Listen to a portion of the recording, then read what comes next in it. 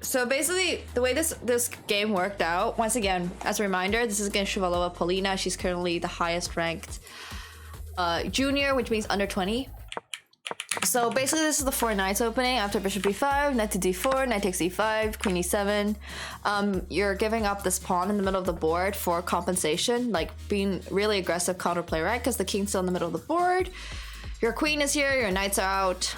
So trading off a pawn for compensation. Knight takes b5, knight takes b5, d6.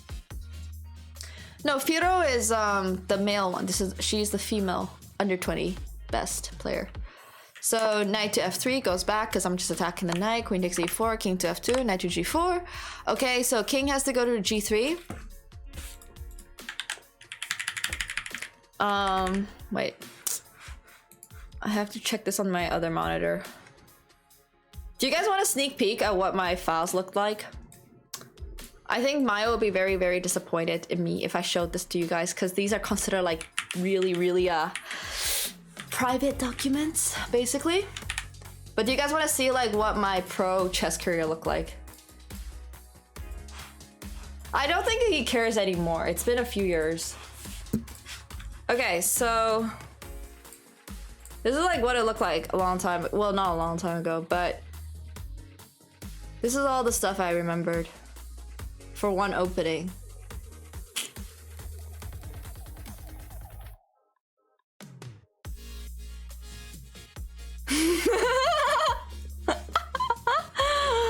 This is what chess players go through.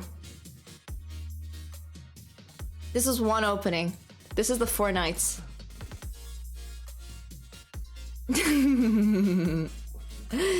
I mean, the game basically went like this, right? I actually have to reference it because I don't really remember. Give me a second. Wait, knight c6, knight f6, bishop to b4, knight to d4. Okay, so knight takes e5. This line is not supposed to be good. Queen e7 is the main line here. f4 takes. This is all theory. Queen takes.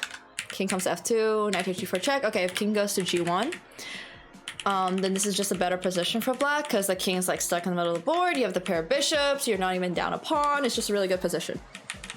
So, in order to have some kind of compensation, white's king actually comes to g3. How is this necessary? All chess players do this. Fabiano or Magnus, when they did their world championship match, they had like 700 of these things. So, how high rank can you get without doing this? 2.2k. Because that's where I'm hard stuck currently, and I stopped doing this. When I did this, I was almost 2.4k. So you can get a 2.2k FIDE with not learning openings. But like, I need to get better, which makes me sad. Okay, so anyways, goes back here, here, here. So knight takes c7. Is a really interesting line because it's a forced checkmate. Wait, is it a forced checkmate? Yeah, this is a forced checkmate. Because now you have this, and it's checkmate. So knight takes c7 actually comes with a pretty much forced checkmate. 2.2k is enough for you? Yeah. So knight takes c7, king to d8, h3.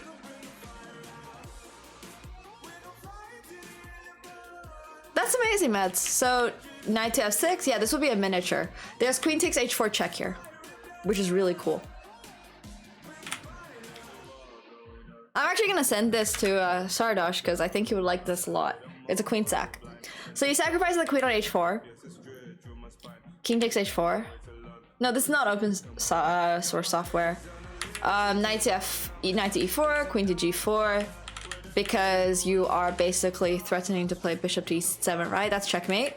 So queen to g4, bishop to e7, queen takes, here, pawn takes, and then the king is stuck on the corner of the board, and you checkmated them over there. But anyways, that's not what she played, so that's not important. Oh, if you guys want to see, shh, you can't see that. You can't tell anybody about this. I mean, my opening prep is not impressive. You should see Danya. You should see Danya when he does this stuff. It's crazy. Mine is nothing compared to Danya.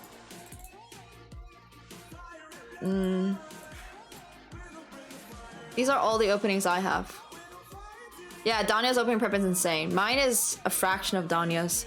But even still, like, this is what it takes for all pro players.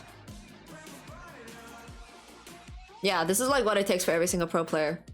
At some point in my life, I remembered most of these openings. Obviously, you don't remember them very well, so before actual tournaments and stuff, you would go back and take a look at them. But the main idea is that to be a pro player, or whatever, you have to go through this. Why do you guys think I had no childhood?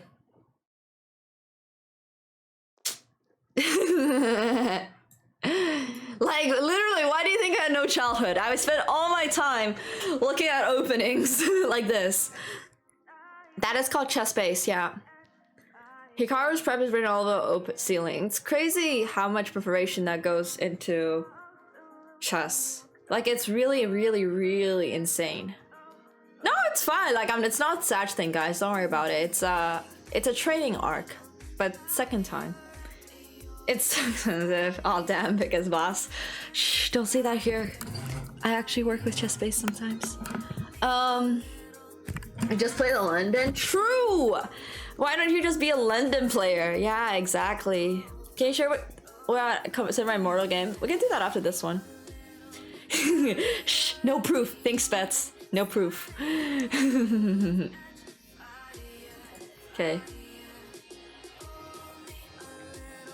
Do you think that should be given to give away to chess blitz chess? I mean, I think they're just gonna be different formats, okay? I don't think there's gonna be anything like one's gonna replace the other thing. They're just gonna be different formats. I think that's pretty cool. Yeah, exactly, Fairy, exactly. What I opened that with, that was called chess base. Okay, so anyway, the rest of the game was pretty cool. The king's just in the middle board, so you go attack that. Oh, I was so proud of my g5 move. Even though it's not that strategically sound, it still looked hella cool. Idea obviously is that because the king is here, you have to like try to play aggressive over there, right? So I don't know why she didn't just take. Taking was a lot better. But even then, I still basically get this check-in, you know, it's very scary for her. Oh, the World Championship match? Oh, 2018? 2018 one? Was it 2081? Yeah, it was. Motion plays this sound, you know, G5 looks hella cool. And that's all that matters. Okay, anyways, the king went on a trip. My king went on a trip too. Just put in all the pressure on this side of the board. That knight was really awkwardly placed. The king was just very awkward for the entire game. Dude, my king walk. Look at that. And my opponent just resigned because I'm straight up just up a piece. This is going to promote at some point. My king is very, very, very safe on g3. I know I didn't really analyze this game, but like, I just think it looks cool. Like, I don't even want to analyze it. It's literally, and I can play about Sardosh.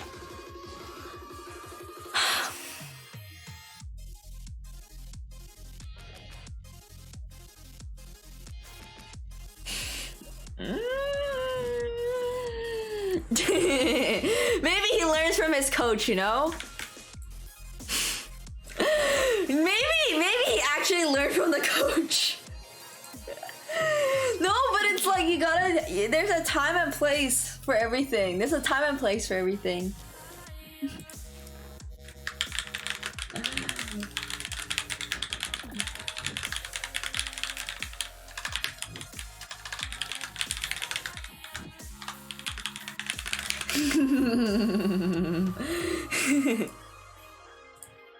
When do I play Levy again?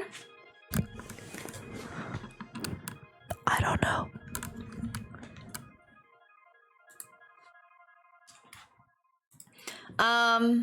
Yeah. Do I exercise regularly? No, not at all. I'm just chunky right now, I think. I think you're mistaking the chunkiness for a bit of exercise. I haven't exercised in ages. But yeah, I mean, Levy and I have maybe things planned. I don't really know what's happening, honestly. There's a lot of things that I'm planning. Whether or not it's gonna become reality is a whole different question, but like,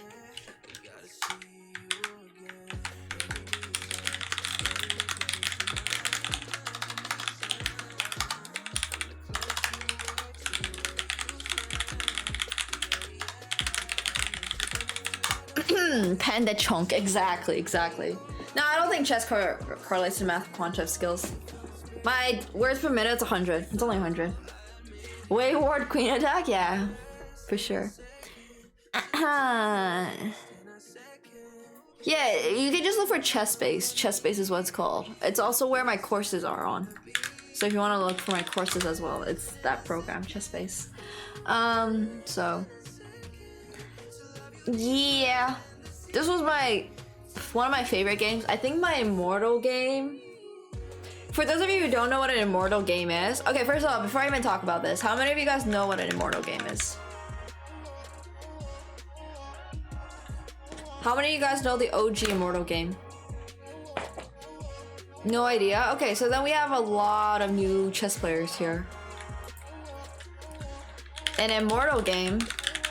So first of all, immortal game is actually a game that was played in 1851. Chess hasn't been patched in the last 150 years, if you want to ask. Okay, wait, give me a second. Let me just put this onto a chessboard for you guys. Educational chess content with Nemsco.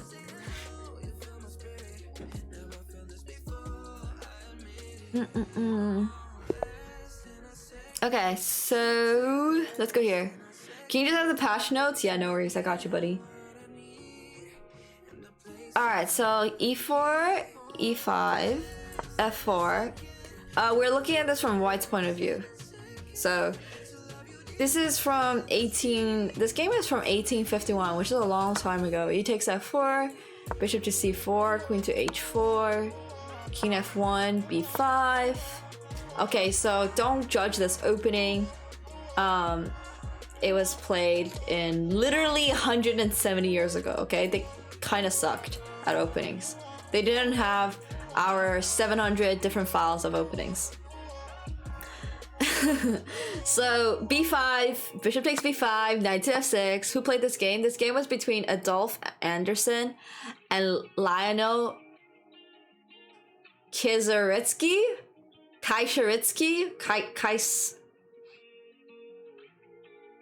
Dude, I don't know, man. I don't know how to pronounce this dude's name. All you gotta know is they were pretty Chad. Okay? I'm just gonna call him Lionel. I'm calling him Lionel. It's fine. This is fine. Okay, so knight to c6. And wait, did you put what is happening here? Bishop c4, queen h4, king f1, b5, bishop takes b5. Sorry, not knight c6. They played knight to f6. And after knight to f6, there's knight to f3, queen to h6, and then d3. And basically, you know, just solidifying center. Back then, they didn't really have like ideas of opening theory. Oh my god, I could take you guys on this entire journey of how chess meta changed. When they first started playing chess, like, you guys can look at this opening and be like, what the heck is going on, right? Like, it's crazy. Thank you. Say it louder for the ones in the back, John. Thank you. Like there have literally been meta changes. It's pretty cool. They've been literally meta changes. Okay, back in 1851, everybody played I don't give a fuck kind of chess. And then now, so a few years ago, it was really popular to play the Berlin, which is the opposite of I don't give a fuck chess. It's like the most slow, kind of lame thing ever. Every single game was like a draw. Now we're going back into the patch, not so much of I don't give a fuck, but now it's more like because time controls are shorter, people are doing more crazy things. And I think that's really cool. Yeah, this was the romantic period of chess, and then Steinitz came along, and then Steinitz basically made everybody play sane. Steinitz was the one who said, control the center, develop your pieces, and castle. And Steinitz started giving a fuck, and then everybody else started giving a fuck too, because then came Aleheim, who came out with My System, which is a really good book, and it's really, really cool. Okay, basically, So for those of you who just want to read, like literally read chess books, My System is a very, very, very solid book that you can just read. Like it doesn't even have that many chess things. Like it doesn't even have, sorry, Nimzovich, not Alahan. I'm sorry, Nimzovich came out with My System. And all right, have a great night, John. Take care. You can just read this book without like trying to play it move by move. So My System honestly wasn't great. I liked it. It worked for me. It was one of the few books I ever read. So the whole point is that it's super basic. The whole point of that book is that you can read that while you're literally on a fucking bus or like on an airplane. Like the point of, you guys are missing the point of the book. If you're missing, if you're reading the book so that because you wanted some crazy chess or be able to look at like different ideas, you're missing the point. The book is more like the notes, and it's like all the little things about chess that you can kind of just read about. Like not everything in chess is necessarily you gotta play this move here, gotta play that move here. It's more like, yo, if your pawns are shitty, don't trade off minor pieces. Or like, if your king is in the middle of the board, go exchange queens. Does that kind of make sense? It's like these really simple things that you can just read. Yeah. Hey, you're welcome, Muskie. Yeah, like it's just like principles. Thank you. I don't even know the words for this stuff. It's literally just conceptual. Yeah, it's very, very conceptual. What's my chess-based course? My chess-based course is on openings and tactics. So if you want to check those out. You don't need reading? You don't need reading to get better. You can also go watch YouTube videos. But like, hey, I don't have unlimited data. And when I was a kid, we didn't have fucking YouTube. So guess what I did when I was 5 years old? I had to read books. Except like, I was really bad at reading, so I gave up halfway through. So I only read like the first 3 chapters maybe. Aren't I a zoomer? Yeah.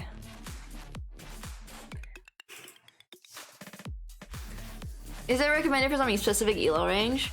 I think it's fine. Yeah, but nobody was creating chess content on YouTube 15 years ago. Your day has gone well. Hey, Fallen Faye, thanks for tuning part your 8th month. Thank you, thank you. You're a cat in the hat at 5. Nice. Or, okay, I'm not gonna promote. Shh, that's shh. I'm 21. So, no one was making anything useful on YouTube 15 years ago. Yeah, for sure. Okay, so D3. Basically, okay, so knight to h5. This is threatening knight to g3. Apparently. Oh yeah, because of the rook.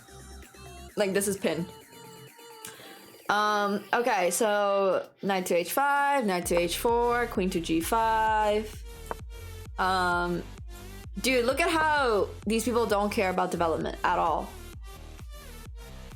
Like, g6 to develop the bishop would have been awesome, but no, this guy just goes c6 because he wants to attack something. This is literally playing like Sardosh, like just go.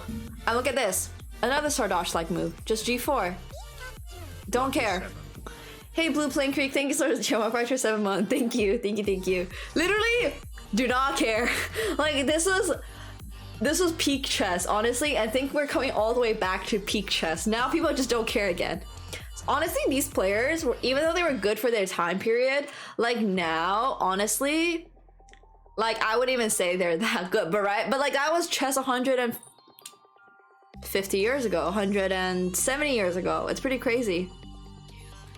Yeah, the best version sound like 1800. That's what I'm saying, right? It's just people were bad. Everybody was bad. But that's fine.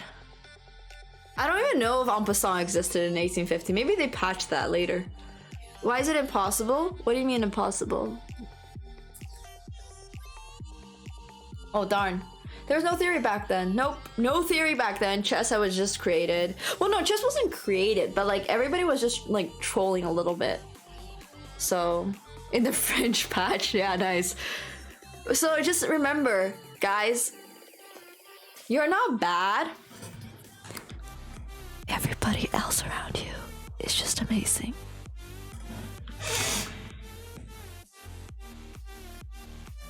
Think about it that way, okay? Like, you're not bad right now. Okay, if you're actually rated 500, you need a little bit of help. But like, exactly, you're surrounded by geniuses. If I went back into the 1870s, 1850s with the knowledge I have right now, I would probably be world champion. Okay, that's a bit of a lie. I feel like these players could probably still beat me sometimes. But like, you get the point. Be burned as a witch. Okay, that too. No, I actually think I think I'm stronger than these two. Like, their gameplay is not good. I probably would definitely crush back then. So, but like, the thing is, probably gonna chase out of the room. There was no world champion in 1852. Steinitz was the first ever world champion. But like, even people from chat could probably go back and be like one of the best players in the world, be seen as a genius. But like, that's the thing, right? Chess is going up and it's kind of cool. How are these games documented? Oh my god. Wait, you guys don't know what score sheets are?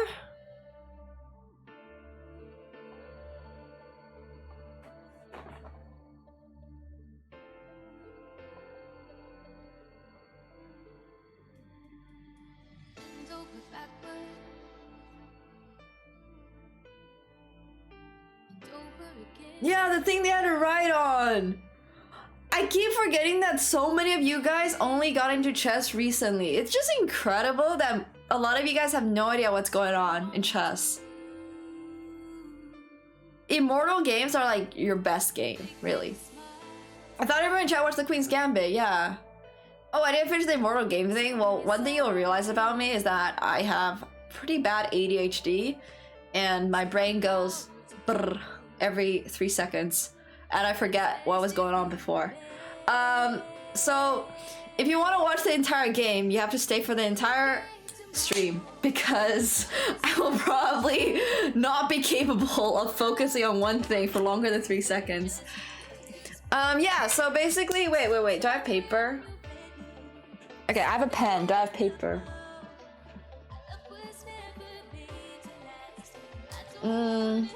Okay, guys, I have to find paper. We've only gone off topic 15 times. Yup.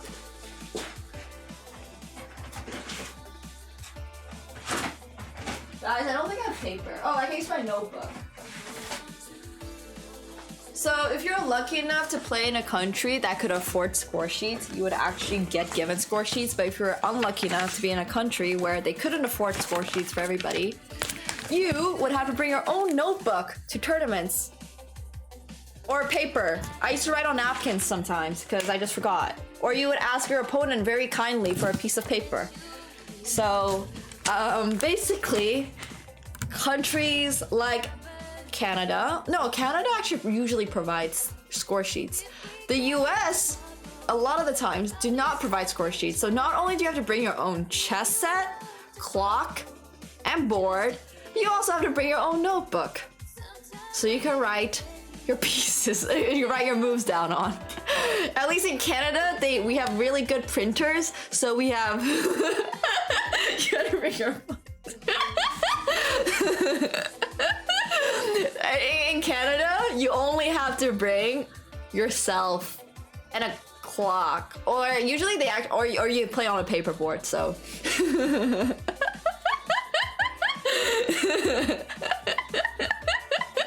yeah. So in Canada, you just have to bring a pen, but we play on paperboards. So, basically, all right. Wait. I got this. Yeah, in Europe it's a lot better, but unfortunately North America is pretty poor for some reason. Can you guys see this? Okay, you guys can kind of see it. Wait, I'm gonna like go here. Wait. NHS is a little bit poor indeed. Alright, so... Okay, so usually score sheets have like a line down the middle. Okay, and you got white here. And like if they're fans, and then you like write your opponent's name and stuff on the top too. Okay, so white, black, right? And on the side there'd be like the move numbers, all going all the way down. I don't want to do the whole thing, but there's like move numbers. So you would go, for example, if we were going to write down this, e4. First move, white plays e4. And so for correct score sheets, here in case you guys can see it. So for correct score sheets, what's the word for it? Manners? The word I'm looking for is not manners, but I don't remember what it is. Etiquette, yeah. Yeah. For correct score sheet etiquette, you pretty much have to write down your move after you've made the move. You can wait for your opponent to play e4 and e5 and then you write e4, e5. But for example, if now I play knight f3, I don't write. My opponent plays knight c6. If I play bishop b5 now, your opponent is actually allowed to complain about you because you skipped a move. So before you play bishop b5, you would actually have to write knight c3, knight c6, and then bishop b5. And the best way to write score sheet is obviously to write it the instant your opponent does it. So if your opponent plays a6, you should be writing it down instantly. But theoretically, you're legally allowed to wait for the whole move. Aren't you supposed to write down the move? No, you hit your clock and then you write it down. So you play, so the way it would go is bishop b5, make the move, hit the clock, write it down. You get used to it. You really do get used to it. Like this is why it takes practice. It takes practice. What if your child prodigy can't write yet? So when I played in my first ever world championships when I was 5, in what was that really small city in France called? It was like some city in France that had like a lion as their logo. Not Paris. Paris is not a small city. It starts with a B. Not Lyon. Not Lyon. It's way smaller. Not Bordeaux. It's like starts with B-E-L. Belfort? Belfort. I played my first ever world championships in Belfort. I was 5. And was it Belfast? It's Belfort. I think it's Belfort. Belfast is in England, no? So basically what happened was I couldn't write score sheets, and on every single, and like people started complaining, right? I was in Belfort in France. I remember this. I was 5. I couldn't fucking write properly, and my opponents started complaining. I was playing in the under 10 girls section. So basically what happened was they would complain to the arbiter. The arbiter would like go over to my mom and be like, yo, your daughter kind of needs to, you know, write down some moves. And what happened was, because I literally could barely write at 5 years old, my opponents were 10. So I would do this on a move. So for example, if my opponent played a6, actually back then, to be historically accurate, I was a d4 player. So d4, e takes d4, knight takes d4. I would just substitute in a line. For each move that I made, it was just a straight line. I remember this very, very clearly. It's compulsory to write moves in chess. It just is a rule. I would just write down a line. And technically, like, the arbiters couldn't say anything about it because they were like, to be fair, she wrote it down, you know? So I just drew a horizontal line for every move. And I did this until I was like 6. I think when I was 5, this was my first ever national championships. This was the first time I ever was forced to like write moves down. So I would draw the line. I would just draw the line, and my opponent would be like, oh, like sometimes, you know, when you mess up your moves. Okay, you guys wouldn't actually know this. Hey Marshall, thanks so much for the gifted sub. Thank you. Like basically what would happen is my opponents would be like, yo. So I kind of need to look at your score sheet because people, so it's normal to mess up your moves sometimes, and then you have to like go back and get your moves correct. So sometimes they would ask for my score sheet and they would just be like,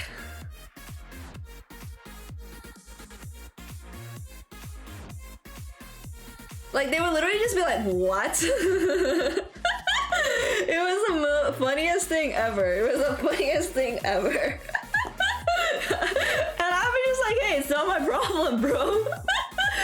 It was really hilarious. And I think the better part, I didn't learn to write until I was 5. I actually could barely write when I was 5. I guess that's the one thing I wasn't like super talented on, was the writing part.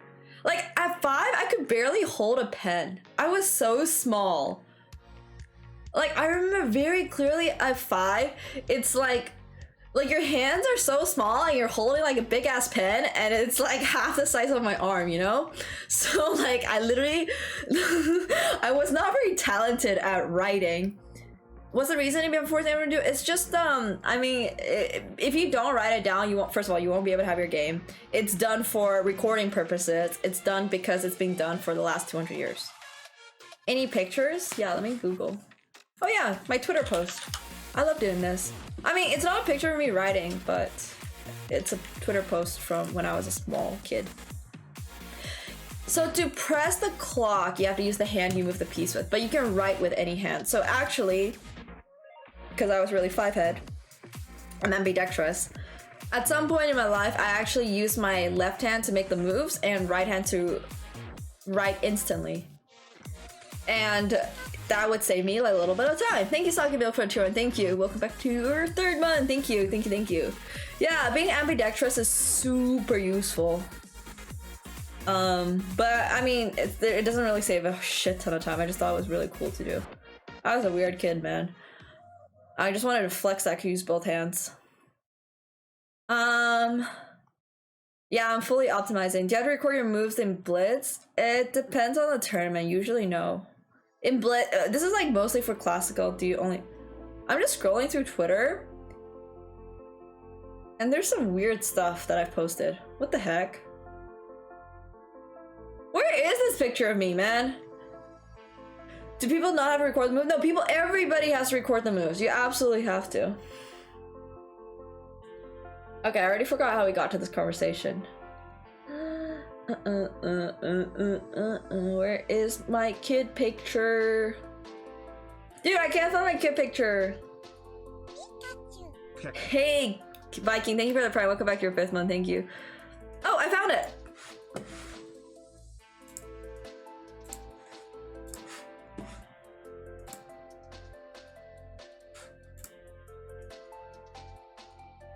My lines weren't even straight when I did my score sheets. This is literally me. See how small I am?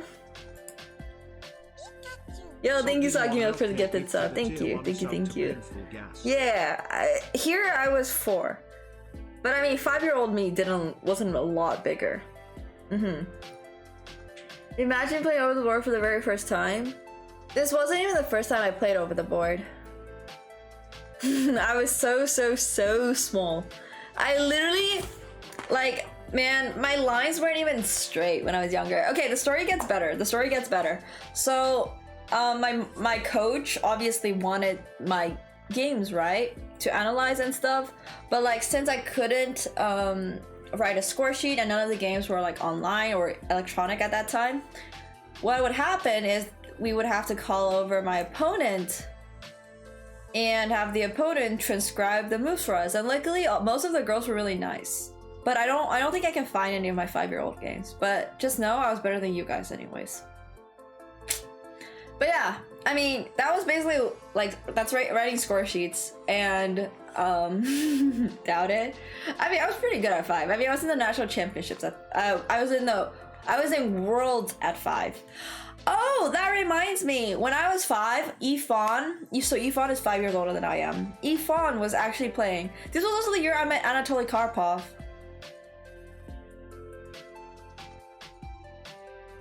I spoke French at that time, yeah. I mean, I still do, but...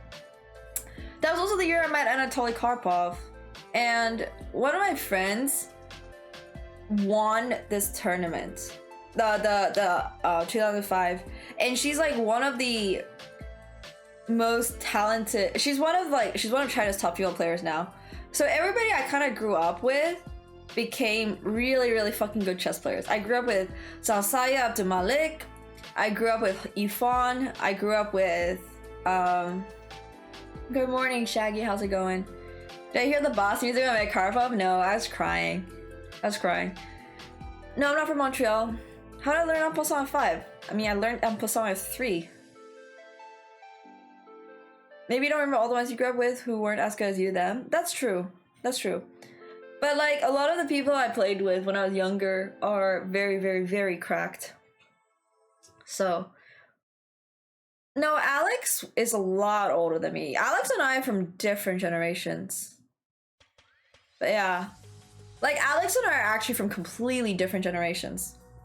I don't think people realize the gap between, like, in age. She's like 5 years older than I am. 5 or 6 years older. 5 years older than I am. And in chess, 5 years older, when you're so young, is a totally different story. She's 5 years older than I am. I'm not farming time. No, I'm just explaining. But 5 years is forever in youth chess. You only play against people who are 1 year apart, basically. So, yeah. It's like 5 versus 10. You know, I was playing against 10-year-olds in this tournament. I mean, we're not the same generation when it comes to chess at all. Yeah, when I was 5, I played against 10 years old. But I would stay in the under 10. Do you guys realize? If it's under 10, just because I started playing at 5 under 10, it doesn't mean that when Alex, if I'm playing the same group as Alex is 10, I'm 5. When she turns 11, I turn 6. I don't go play the under 12 section. I stay in the under 10 section until I turn 10. But at that time, you know, she's already like 16 or something, and she's playing a totally different group. It's under 10, under 12, under 14, under 16, under 18. Like, I'm not gonna go play. Yeah, that's true. I guess people don't really understand age brackets, but like, yeah, you know, I'm not playing the under 12 section you know.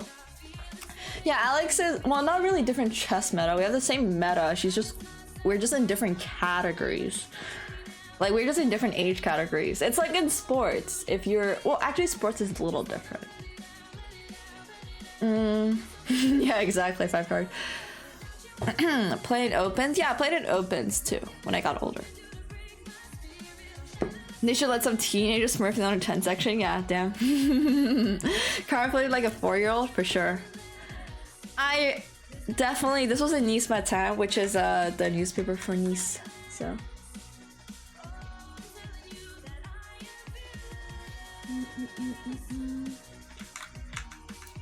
So yeah. 5 plus 1 is not under 12, yeah. So it's just like when you're younger, it's a little different. How can you start chess at 3, play here at 4, I still only 2,200 20 years later? Because I tanked 200 points. If I just stay 2367, it would be a lot better. But like, I didn't improve that much as I got older. No, I didn't know Andrea until a lot later. Nope, this is me 16 years ago. No, this is me 17 years ago, I think. 17 years ago, yeah, right? You'll see what Immortal is before you go to sleep. Okay, wait. Let's go back to the Immortal game. This whole thing stemmed from this one game. Let's go back to this game.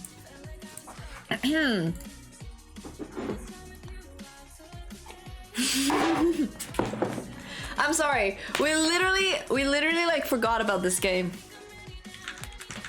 Okay, so once again, for those of you who don't know what an Immortal game is, it's basically just a game which is really, really cool. Like, it's your best game, and this was like one of the coolest games that was played in 1850. Yeah. Nice bonsai, nice.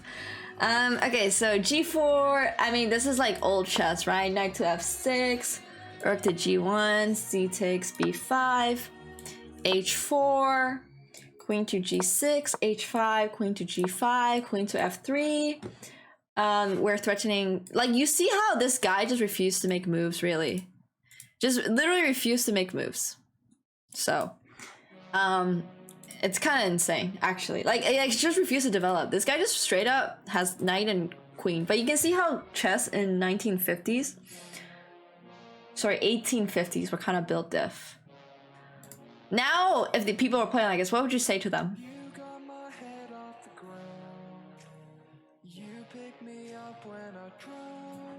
What would you guys say to them? Develop your pieces, right? 9 months at the pool party. My fingers and toes are wrinkled beyond repair, and I really don't even care. Thank you, Timmy. Thank you, thank you. I've told to play the 700 rated sub battles. Yeah, nice. Resign codex. Yeah, are you new? Exactly. If you saw somebody playing like this now, you told them are you new. But all the way back, it was something very, very, very, very different. All right, queen to f3. Dude, this guy just moves his knight back. Like, who plays like this nowadays, right? What a noob. You're not bad at chess, you were just born in the wrong era. Exactly. That's actually exactly correct. See? If you play bad chess, just remember you should have been born 170 years ago. So, well, okay, I guess knight back is pretty much the only move. I mean, not even. Engine likes bishop b7, and after this you go knight takes g4, but I guess people back then there was no way you're gonna find that, because if you play this, there's this fork. But people's tactics back then was also pretty scuffed. So I would probably be world champion if I had the rating I do now 170 years ago. Honestly, it's crazy how far chess is advanced. Okay, bishop takes f4, queen to f6, knight to c3, bishop to c5. No, I would actually be world champion, like, no doubt. Like, it's not that difficult. Like, a lot of people in chat would even be. I think even Calcaber would be. Like, possibly pretty cracked. He would get hella girls. Okay, so bishop c5, knight to d5. What do you mean even Calcaber?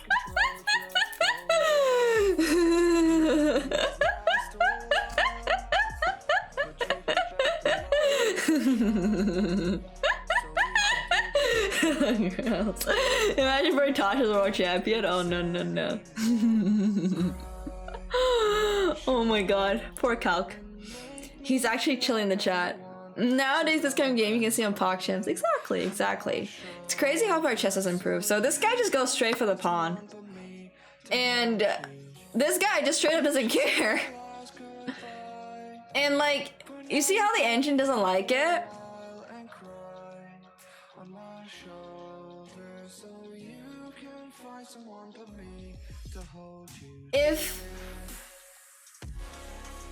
If black had just played queen takes a1, there would be no immortal game.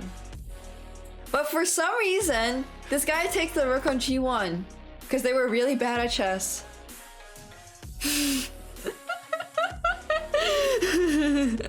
Yeah, bets, exactly. This is the immortal game. Yeah, so it's like, dude, this was the best game of 1971, guys. Best game of 1971 between Adolf. Wait, no, this was not a 19. Was this 1971? No, it was. Sorry, 1851. 1851. This was the best game in 1851. It was the most known game, yeah. 1971. I'm sorry, 1851. So it was 170 years ago that they played this.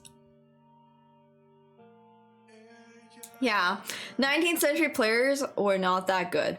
1851. Okay, so bishop takes g1, evil bar goes brr. And white just plays e5. No, immortal game means like best game. This is just a very famous game. Okay, e5. Like, not a single person gives a single fuck about anything on the position, on the board. Like, they just like have their own plan and everybody just goes for it. Look at how many pieces black has not developed.